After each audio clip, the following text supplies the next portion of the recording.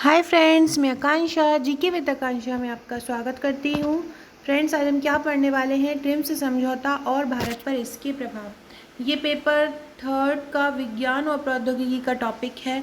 बहुत important topic है। इसमें ट्रिप्स और आपका बौद्धिक संपदा अधिकार, बौद्धिक संपदा संगठन, ये महत्वपूर्ण टॉपिक हैं जिनको मैंने अपने नोट्स में कवर किया है।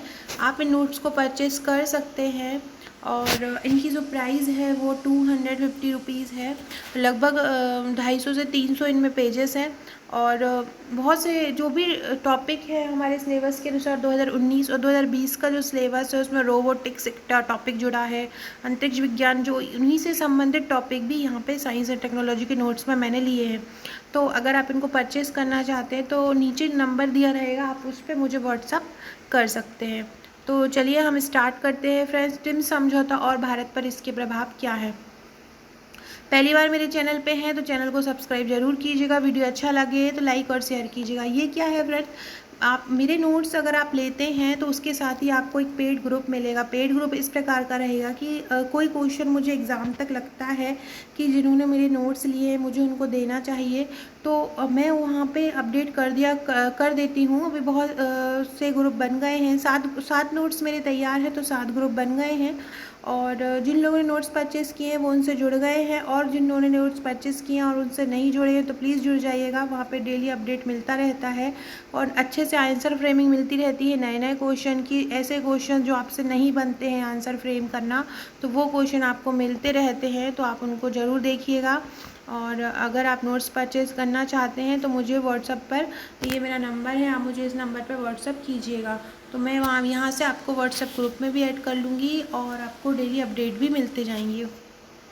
तो चलिए हम स्टार्ट करते हैं। ये मेरे नोट्स का ही कुछ पेजेस निकाल के मैं वीडियो बनाती हूँ, तो ये उसी में से ही है। ट्रिम्स समझौता और भारत पर टिप्पणी लिखो, क्या प्रभाव पड़ा।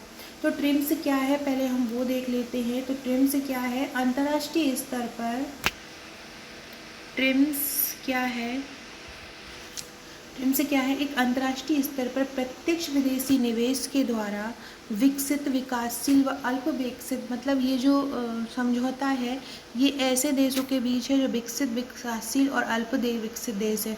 तो अंतर्राष्ट्रीय स्तर पर प्रत्यक्ष विदेशी निवेश के द्वारा विकसित, विकासशील और अल्प विकसित देशों में उत्पन्न आपसी व्यापारी संतुलन को सुधारने, आपसी जो व्यापारिक संतुलन है उनको सुधारने और विश्व के सभी देशों में संतुलित समान व्यापार की स्थिति सुधारने एक समझौता है। मतलब विश्व के सभी राष्ट्रों में एक समान व्यापार की स्थिति रहे, उसके तहत ये एक समझौता है।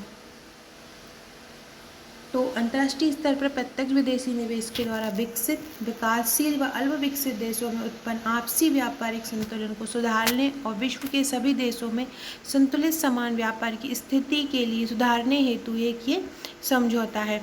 अब हम देखते हैं ट्रिप्स समझौता और ट्रिप्स समझौता और भारत में इसका क्या योगदान है ट्रिप्स समझौता में, और भारत के लिए ये किस प्रकार फ़ायदा देगा, तो वो हम पढ़ते हैं।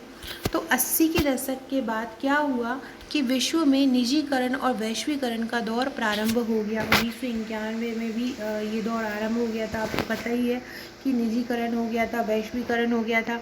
ये जो निजीकरण और वैश्वीकरण उस समय हमारी आर्थिक व्यवस्था का हुआ था। 80 के दशक में क्या हुआ कि पूरे विश्व में ये निजीकरण और वैश्वीकरण का दौर आरंभ हो गया था। पूरा विश्व एक हो गया था, पूरे विश्व में निजीकरण हो गया था। तो इस समय क्या हुआ, भारत जैसे देशों को विकसित राष्ट्रों के साथ कदम कदम से मिलाकर आगे बढ़ने और अत्यधिक विदेशी निवेश की आवश्यकता थी। अब भारत के अलावा जो भी देश हैं और कुछ विकसित देश हैं, तो अल्प विकसित देश जो हैं, विकासशील देश हैं, उनको समस्या आ रही थी कि वो विश्व के जो बड़े देश हैं, जो बहुत विकसित देश हैं, उनके साथ कंपटीशन कैसे करें। तो उसके लिए उनको आगे बढ़ने तथा अत्यधिक विदेशी निवेश की आवश्यकता थी। मतलब बहुत ज़्यादा FDI की ज़रूरत थी, ज़्यादा से ज़्यादा उनके पास विदेशी निवेश हो, जिससे भारत भी अपनी आधारभूत संरचना का विकास कर सके। अतः भारत जैसे सभी विकासशील राष्ट्रों ने किसी भी विकसित राष्ट्र से सीधे द्विपक्षीय समझौते के दुष्प्रभाव, यहाँ पे दुष्प्रभाव लिख लीजिएगा, सीधे द्विपक्षीय समझौते के दुष्प्रभाव से बचने के लिए अंतर्राष्ट्रीय बहुपक्षीय संबंधों को तरजीह दी। मतलब उन्होंने इस पर सहमति दी कि इसके हम एक साथ कोई समझौता करेंगे विकसित राष्ट्रों के साथ, तो उससे बचने के लिए हम एक बहुपक्षीय समझौता करते हैं, जिससे एफडीआई के संदर्भ में व्यापार संबंधी निवेश उपाय संबंधित था।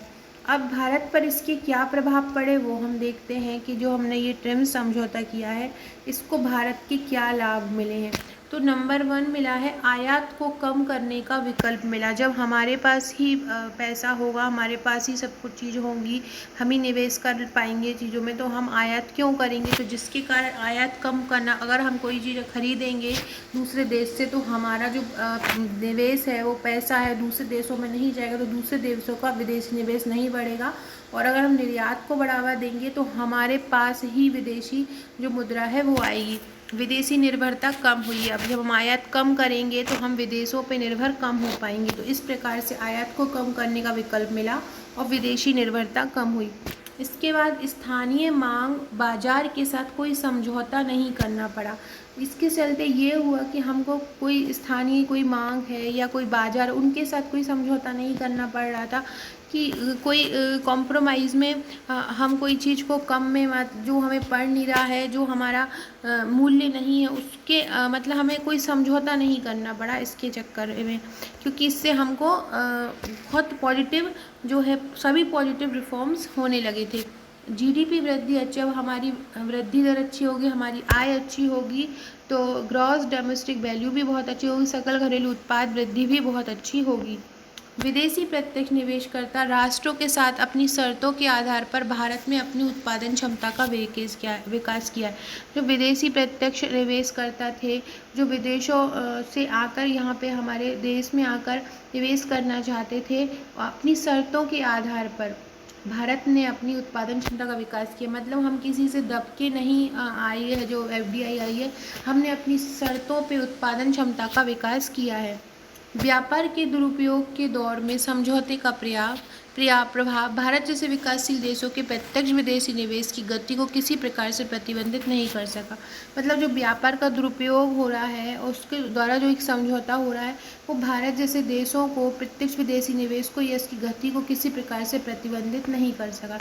ऐसा ट्रिम्स समझौते के कारण ही संभव हो सका। ये जो समझौते थे तो सभी देश जो समझौते में शामिल हैं वो एक दूसरे का सहयोग करते रहे, जिससे कि उनकी आपस में जो प्रतियोगिताएं हैं वो टकराई नहीं और वो किसी भी चीज़ के समझौते के उसके नेगेटिव पॉइंट नहीं निकले, क्योंकि सभी अपने अपने लिए प्रयास कर रहे थे। तो इस प्रकार ये ट्रिप्स समझौते के ऐसे ही मैं ट्रिप्स भी आपके लिए लेके आऊँगी। ये ट्रिप्स समझौता था।